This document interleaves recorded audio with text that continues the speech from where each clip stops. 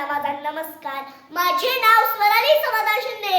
आज 26 जानेवारी हा दिवस आपण प्रजासत्ताक दिन किंवा गणतंत्र दिन म्हणून मोठ्या उत्साहाने साजरा करतो. हा दिवस भारतातील प्रत्येक नागरिकासाठी आनंदाचा, उत्साहाचा, सन्मानाचा व अभिमानाचा दिवस आहे. मित्र, भारताला 15 ऑगस्ट 1947 रोजी स्वातंत्र्य मिळाले. पण त्या स्वातंत्र्याला आकार मिळाला तो म्हणजे 26 जानेवारी 1950 रोजी. कारण या दिवशी संविधान अंमलात आले.